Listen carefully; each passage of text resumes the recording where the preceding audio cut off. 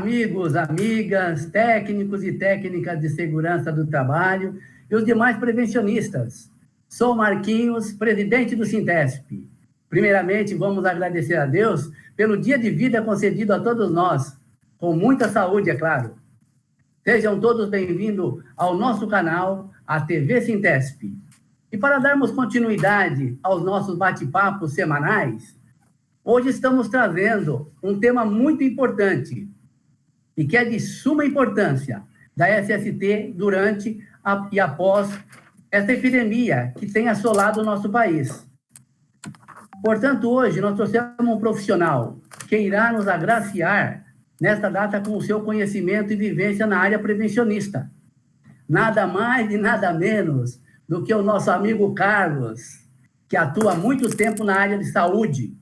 Carlos, a palavra está contigo, meu amigo. Seja muito bem-vindo ao canal Sintesp. Olá, Marcos. Olá, colegas prevencionistas. Boa noite.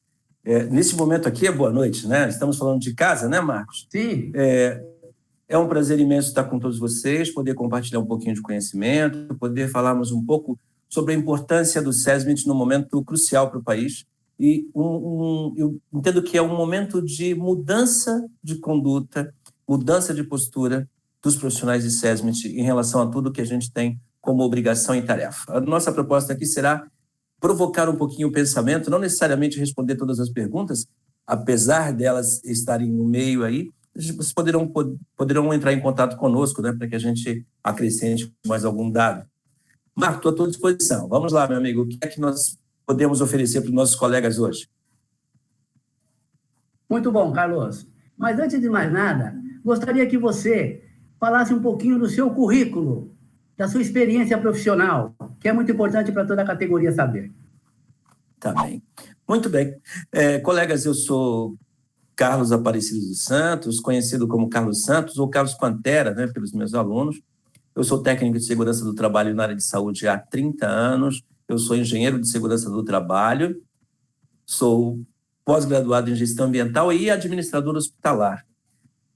A minha proposta na área de saúde foi sempre de desenvolvimento de conhecimento. Eu vim antes de muita gente nessa área. Comecei na área de saúde especificamente em 91. Fiz parte da comissão tripartite que escreveu a NR32. Nós trabalhamos 2 anos e meio com ela. Tive a honra de representar a categoria, os técnicos, trabalhar com o Sintesp na busca de uma orientação adequada em segurança do trabalho para a área de saúde. E esta minha filha, que completa 14 anos, daqui a pouco completará 15 anos, né? E a minha contribuição para a área de saúde foi muito grande, mas ela também contribuiu grandemente para que eu evoluísse profissionalmente e como pessoa. Parabéns, hein, meu amigo? Quanta vivência na área, né? Isso daí é muito bom.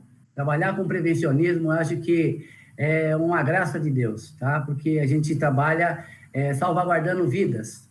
Então, hoje, devido a inúmeros questionamentos que tivemos, Carlos, aqui no Sintesp, e a gente fez algumas perguntas que eu gostaria de direcionar para você. A primeira delas, que a gente está perguntando, é que nós estamos numa condição nova de incertezas. O que o SESMIT pode fazer para ajudar na prevenção e controle dos riscos e saúde do trabalhador nesse momento? Então, Marcos, um momento é de incerteza. A gente usa um termo chamado contingência, né? Quando há alguma coisa que não é contingência, nela está implícita que existe uma incerteza. São coisas que a gente não sabe efetivamente para onde elas irão e que caminho que elas seguirão, porque elas não estão sob o nosso poder. A gente não tem poder de comando sobre elas, né? E este momento, então, implica que a gente tenha a consciência técnica bem aflorada, a percepção do todo, a consciência da tarefa prevencionista que o SESMIT deve oferecer e sempre lembrar o seguinte: como é uma condição de incerteza, como é que nós, profissionais de segurança do trabalho, técnico, engenheiro, médicos, enfermeiro, técnico de enfermagem, pode atuar para reduzir principalmente os medos, né, as dúvidas que as pessoas têm com relação à possibilidade de contaminação, né? Então, a contingência ela nos chama para que nós possamos dar a resposta segundo critério técnico e critério legal, naturalmente reconhecido. Esse é um ponto importante, para que a gente não entre nos modismos, né, que muitas vezes as pessoas nos fazem, viu, Marcos? Sim, entendi. Carlos, falando sobre o absenteísmo, né? A ausência dos trabalhadores por doença ou por medo de ir trabalhar devido a uma possível exposição a esse vírus, o que podemos fazer para ajudar os trabalhadores e também as empresas? Bom, eu tenho um fator importante aí, né? Quando a gente fala de absenteísmo, a gente tem que lembrar que o absenteísmo, nesse caso, está relacionado com a doença, com o trabalho, ou o absenteísmo causado por outro fator que impede a ida do trabalhador ao seu local de trabalho. Nesse caso, tem um momento importante, o Ministério Público do Trabalho diz que, exceto as atividades que já foram consideradas como prioritárias, o trabalhador pode até fazer a autodeclaração dele de que, se ele estiver realmente adoentado, se ele tiver percepção de algum sintoma dos reconhecidos do Covid-19, ele naturalmente nem precisará aparecer na empresa. Claro que ele responde pela sua atuação, mas ele é um fator que é possível nas empresas na atual circunstância. O absenteísmo, então, essa ausência dele, ela é uma ausência perniciosa, porque muitas vezes esse trabalhador nem terá chance de procurar um serviço médico para atendê-lo de fato, ou o tempo que ele vai perder buscando esse atendimento médico acaba sendo um risco maior, né? Então, é importante que a gente ensine alguns critérios aí para reduzir o absenteísmo e fazer o que nós chamamos de acolhimento do trabalhador pelas empresas, né? O empregador agora olhar para o seu empregado, pelo seu colaborador, de maneira mais integralizada. Acho que esse é um caminho importante, viu, Marcos? Muito bem, Carlos. Uma terceira pergunta, então. Explique para nós, Carlos, o que vem a ser um automonitoramento e qual a sua importância para a saúde dos trabalhadores? Ô Marcos, essa pergunta eu considero que ela é das mais importantes de tudo que nós falaremos aqui. O que eu entendo como automonitoramento é o conhecimento do trabalhador a respeito das suas características, da sua condição de saúde imediatamente. Então, olhar-se sempre, aliás, deveríamos fazer isso sempre, né? Olhar-se e verificar se há alguma alteração importante na condição de saúde física, se porventura ele tem tosse, se tem febre, se ele está porventura com alguma coriza, né, que é escorrendo no nariz, alguma coisa assim, e como é que isso está sendo representado no dia dele. Esse automonitoramento, então, significa que eu devo olhar para mim e conhecer-me melhor. Talvez esse vai ser o momento em que nós aprenderemos muito a fazermos alguns diagnósticos, né? E um fator importante que a gente aprende na área de saúde é que jamais negue. A negação, ela é um fator de atraso nas medidas corretivas, nas medidas preventivas e curativas também. Então, o trabalhador deve olhar-se, perceber se há alguma alteração que o gera desconforto respiratório, a dor de garganta, a tosse ou a coriza, para que ele possa antecipar os cuidados numa condição ou numa possibilidade de contaminação. Lembrando que nem sempre isso significa que é um Covid-19, pode ser uma outra gripe, né? Daqui a pouco nós começamos aí com outras cepas de gripe. Mas elas é muito importante para que nós possamos ter a antecipação dos cuidados com o trabalhador. Carlos, fala para nós então agora sobre o distanciamento social. É uma medida preventiva e como podemos implantar nas empresas? Muito bem. O distanciamento social é diferente, né, do isolamento social. É importante que a gente fale isso agora. A gente vai abordando cada um dos temas, né? O distanciamento social, ele tem como objetivo principal manter a distância física entre as pessoas, e a recomendação é entre 1,5 m e 2 metros, que hoje o Ministério da Saúde faz, para que a possibilidade de um perdigoto, uma gotícula que possa transmitir a doença chegue até o seu interlocutor. Então, como é que a gente pode fazer isso nas empresas? Primeiro, sinaliza o piso, não tem problema, né? Mantenha o piso sinalizado, teremos que talvez alterar o formato das células produtivas para colocar os trabalhadores com distância entre si, distanciamento entre si, que permita a comunicação, mas que não traga para a proximidade, a relação de proximidade. o contato físico, então, neste momento, o abraço, o beijo, o próximo, a proximidade muito significativa, é sim um risco para esse momento. Então, quando a gente fala de distanciamento social, nós estamos falando de permanecer em ambientes que são comuns, mas com distância física de pelo menos 2 metros de cada um dos presentes nesse ambiente. Detalhe, isso faz uma diferença muito grande, porque eu não paro a empresa, mas também não corro o risco de contaminar os trabalhadores desta empresa. Esse é um ponto importantíssimo, né? Isso é prevenção de verdade. Muito bom, Carlos, muito bom. Vamos lá para mais uma pergunta, tá muito bom. As empresas podem fazer algum programa, Carlos, de apoio aos seus trabalhadores?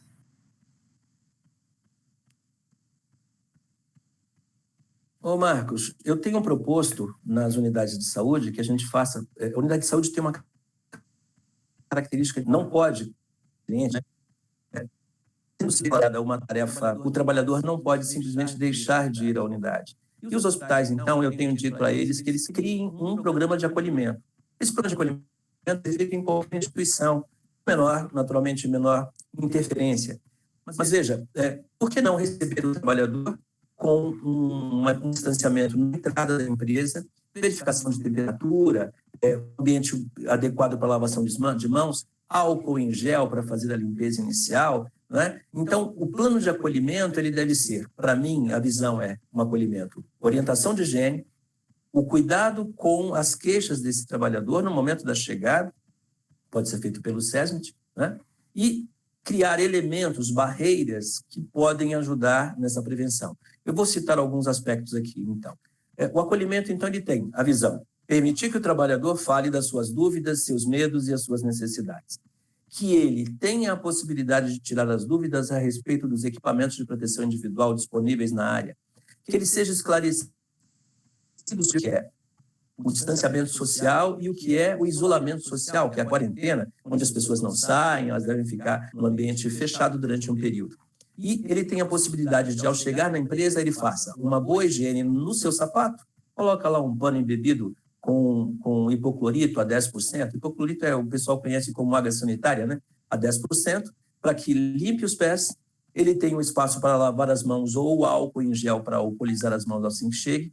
E quem estiver recebendo, pode ser o pessoal da portaria, que use aquele termômetro de laser e verifique a temperatura.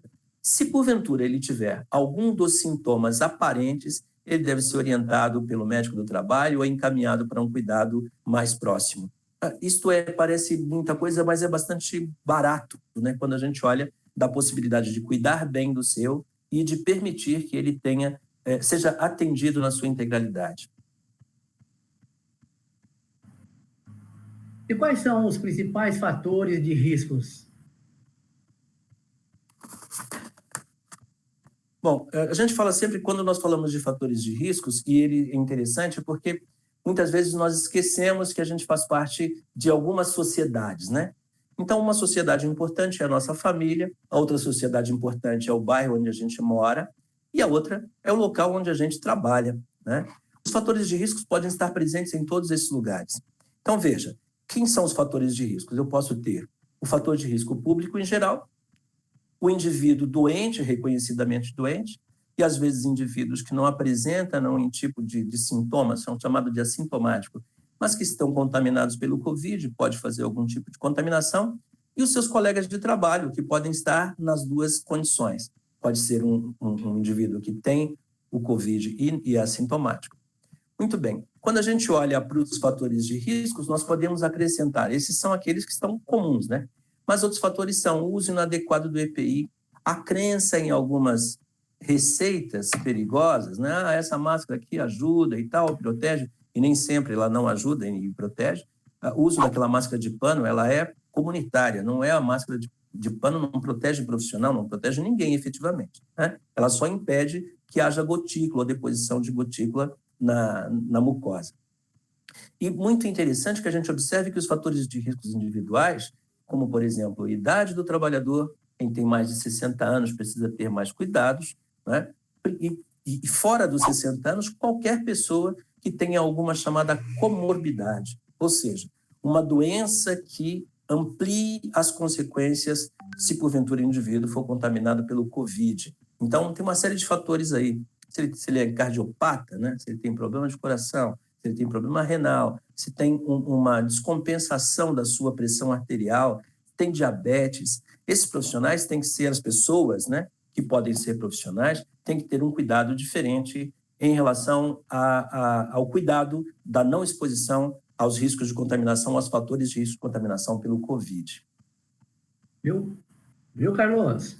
Interessante essa sua fala, que hoje nós tivemos uma informação, nós temos uma pessoa da nossa comunidade que ela adquiriu ela teve uma enfermidade na gravidez e ela teve que fazer uma certa cirurgia e teve algumas complicações e passou um tempo. E agora ela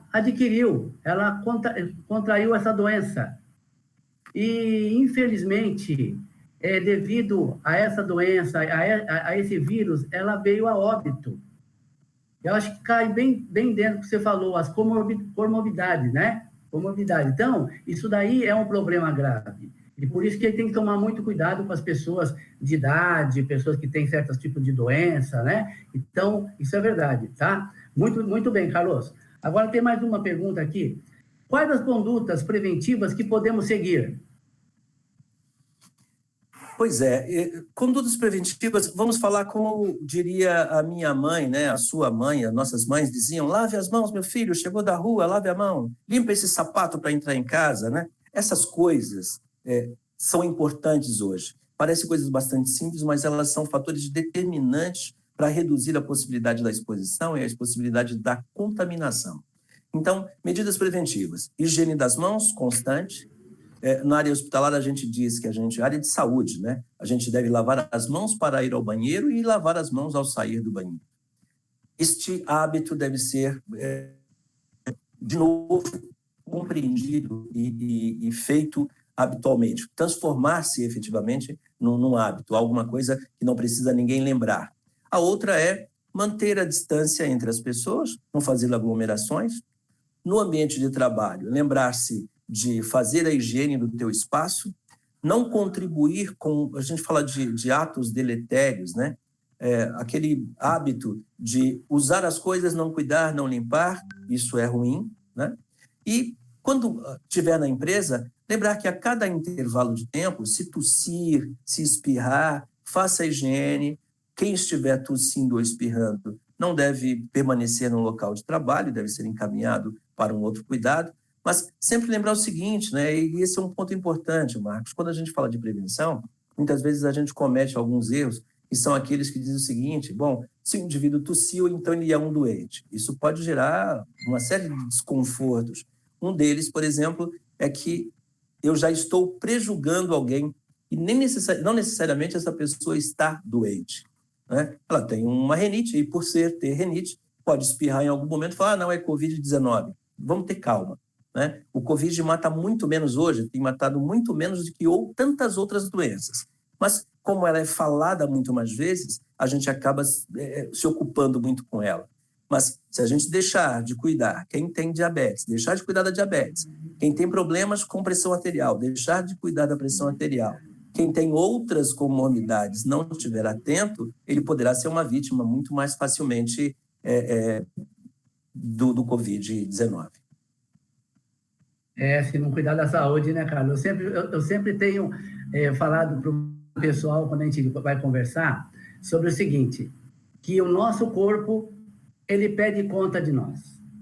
Se a gente abusou um pouquinho, amanhã ele pede conta. E se a gente tem uma enfermidade, uma doença, alguma coisa, ele vai nos enfraquecer ainda mais com a facilidade de pegar essa Covid, né? Então, agora mais uma pergunta para você. E o que as empresas podem fazer preventivamente, então? Eu estava comentando, inclusive, das comunidades que a gente está, né? Quantas vezes a empresa não tem uma comunicação muito direta com seus empregados? Então, é importante nesse momento que o SESMIT, em conjunto com os demais setores, atue para treinar e orientar as pessoas sobre quais procedimentos devem ser feitos para a prevenção e para os cuidados para a não contaminação dos demais. Esse é um aspecto. Então, a aproximação de empregador e empregado através dos seus gestores na orientação e treinamento preventivo. Oferecer ao trabalhador orientações complementares, não somente dentro do ambiente de trabalho, mas em suas casas, no comportamento no meio público. Propor para o trabalhador, e aí, se possível, fazer do seu ambulatório de medicina do trabalho um ambulatório de acolhimento, ouvir o trabalhador, e às vezes ele está doente não porque ele está doente fisicamente, viu, Marcos? Às vezes o indivíduo adoece mentalmente. Nós ouvimos tanta coisa ruim. Hoje eu ouvi uma pergunta, né? Quando é que nós começaremos a falar daqueles que estão curados, né? Então, hoje teve uma cura de um senhor de 99 anos, que ex-combatente, combateu na Segunda Guerra Mundial, né? Então, imagina, nós estamos falando de alguém com 99 anos. Quantas boas notícias a gente recebe? Não recebe. Então, as empresas poderão também criar um ambiente de acolhimento. Ter um médico, ter um psicólogo que possa conversar e ouvir do trabalhador as suas queixas e suas dúvidas. Isso ajuda, fortalece para que o trabalhador possa, com conhecimento e com a tranquilidade necessária, fazer a sua tarefa, e nós passaremos por essa tormenta com muito mais êxito, sem sofrermos demais. Então, daqui a pouco nós teremos muita gente doente, mas é mentalmente, não é só fisicamente, viu, Marcos? Muito bom, Carlos. E a gente tem visto muitos exemplos bonitos aí de empresas que têm se dedicado na parte da prevenção, dado muita ênfase a diversas atividades, prevenindo que as pessoas contraem essa doença. Isso que é muito importante. Eu creio que, nesse momento, nós vamos ter uma grande mudança de mentalidade, porque, até então, a gente levava muito na base do vai da valsa e não tomava a providência devida, não dava o valor devido às pessoas que trabalham nessa área, que se dedicam. E com essa enfermidade que está vindo agora, que veio agora, nós vamos ter uma mudança de atitude, uma mudança de posição. Eu tenho certeza, Carlos. Então, para a gente tá quase encerrando, Carlos, vamos deixar você tranquilo. Agora, uma coisa que é muito importante, que a gente vai falar para você. Nós, profissionais de segurança do trabalho, nós, profissionais prevencionistas, temos responsabilidades, muitas responsabilidades. E muitas das vezes as pessoas não entendem isso. Agora eu te pergunto, quais as responsabilidades dos profissionais de SST para com essa enfermidade, para com esse vírus? Bom, Marcos, eu entendo sempre que prevenção é algo que a gente deveria colocar em primeiro plano, né? Nada que precisa ser feito rápido pode ser feito sem prevenção, sem segurança, sem os cuidados preventivos adequados a cada tarefa. Imagina, o profissional de segurança do trabalho, neste momento, ele deve ser um educador, um orientador, e, neste momento, eu tenho certeza que muitos perceberão que ser profissional de SESMIT não é fácil. Não era simplesmente ter algo como, por exemplo, um diploma. Eu tenho uma posição social. Não, nós temos uma responsabilidade social. É isso que nós devemos acordar. SESMIT tem responsabilidade social com a empresa, com o empregado, com a família do empregado, com a sociedade. Isso não é uma brincadeira, isso é seríssimo, né? Só que quando nós despertamos para isso, espero que não seja tarde, que os meus colegas se despertem e vejam que não é brincadeira fazer isso. Os empregadores também verão isso, porque muitos dos empregadores também sofrem. E muitas vezes sofrem porque não entendiam antes o que o SESMIT era importante, e o SESMIT muitas vezes não demonstrou a sua importância. Nós precisamos colocar na balança as duas condições dos dois pesos, né? Mas deixa eu fazer uma observação aqui, Marcos, que ia passando, a gente não pode deixar. Eu estou vendo o pessoal usando máscara na rua e tudo mais. Lembra, quando chegar na empresa, o SESMIT deve orientar que a máscara que veio de fora não adentre ao seu ambiente. EPIs usados externamente à empresa não devem entrar na empresa, porque se ele estiver contaminado, ele contamina quem está lá. Então, mais um item educativo que nós deveremos ter atenção mais redobrada com essa condição. Marcos? Isso aí mostra a importância do profissional de SST dentro das empresas, né? É uma coisa interessantíssima. Onde tiver um trabalhador, se tiver um profissional de segurança do trabalho, lá ele estará fazendo a prevenção. E com isso, vamos mudar essa mentalidade, que infelizmente o CERMIT é somente despesa. É o que você falou, nós fazemos um papel social. O profissional de segurança do trabalho faz um papel social. E a gente crê que, a partir de agora, todos vão dar o valor necessário para esse profissional. Não só de CERMIT, como de saúde, todos os profissionais que estão envolvidos diretamente e indiretamente com essa enfermidade, com essa doença. É uma mudança de mentalidade, uma mudança de paradigma que eu creio que a gente esteja. E também, viu, cara, outra coisa que você falou, que é bom a gente reforçar, é sobre a questão das notícias.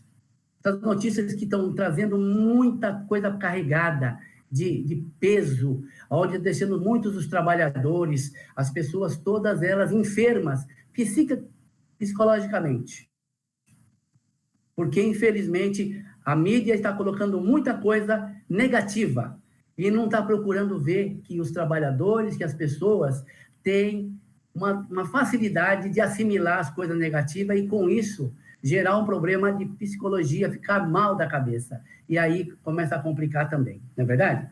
Então, Carlos, eu gostaria de você agora fizesse para nós as suas considerações finais e já gostaria de antemão agradecer a sua disposição. Sabemos que você está correndo, principalmente agora, nesse tempo, você está mais correndo do que nunca, porque o vírus está aí e nós precisamos cuidar, precisamos cercar e não deixar ele atingir os nossos trabalhadores. Carlos, com você. Marcos, eu primeiro agradeço a oportunidade de falarmos aqui. Realmente, nós corremos muito para conseguir achar esse momento. Esse momento foi importante para que eu pudesse transmitir um pouquinho do meu pensamento, não é nem de conhecimento, mas do pensamento preventivo que a gente tem. No hospital, hoje, nós estamos falando em cuidar do cuidador. Observe, você me conhece já há um bom tempo, e quantas vezes você me ouviu falar de cuidar do cuidador? Este é o momento em que os CESMIT das áreas de saúde, principalmente, estão cuidando dos cuidadores. Para nós, e não há dúvida, que este será, sim, uma forma diferente de nos ensinar o que é prevenção, o que é segurança do trabalhador, o que é a saúde do trabalhador em todos os níveis. Nós estamos falando de saúde física, mental e espiritual. E não deixemos aí de lembrar que existe uma questão também da religião. O espiritual tem que estar bem também para dar suporte para as pessoas, né? Observe, eu digo, olhe para o que está à tua volta, mas não deixe que o que está à tua volta contamine a sua capacidade de pensar e avaliar de forma adequada cada uma das coisas. O navio só afunda se a água que estiver externa a ele entrar nele. Então, não deixe que a água dos outros afunde o seu navio.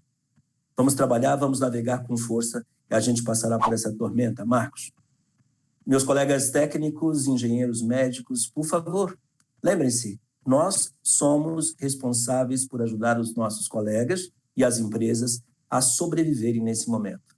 E essa responsabilidade nos é dada pela confiança que todos nós temos no trabalho e na competência que nos foi outorgada. Aceitem, façamos isso de maneira adequada e com carinho. É assim que a gente faz segurança do trabalho. Carlos, muito obrigado.